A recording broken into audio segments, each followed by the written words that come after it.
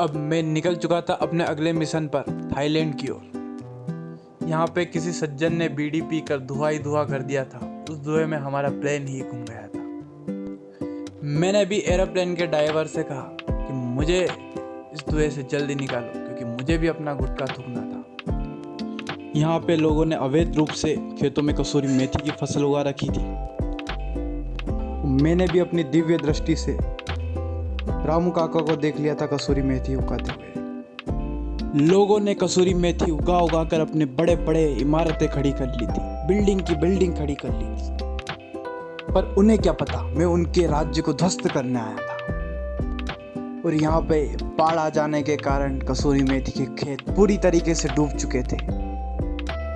अब मैं अपने मिशन में आगे की ओर बढ़ रहा था। किसी ने बताया कि इस टापू पे एक शैतान सोया हुआ है, लाखों वर्ष से सोया हुआ है। अब मैं उसे आया था जगाने।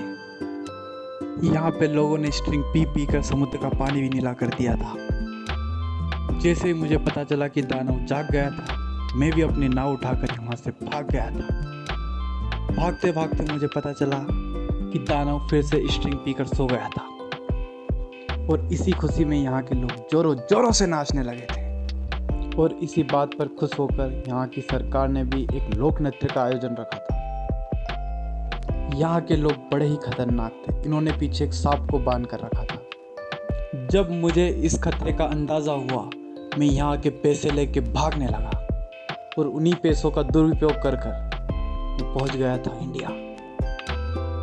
जैसे ही मैं इंडिया पहुँचा, मुझे धुआं ही धुआं दिखाई दिया। मैं समझ गया था कि दिल्ली का AQI फिर से बढ़ गया।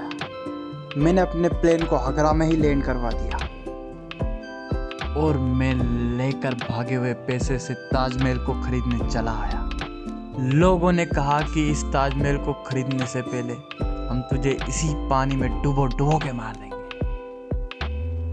और इनकी सेना का सेनापति वाइट शर्ट पहनकर अपनी सेना को एकत्रित करने लगा।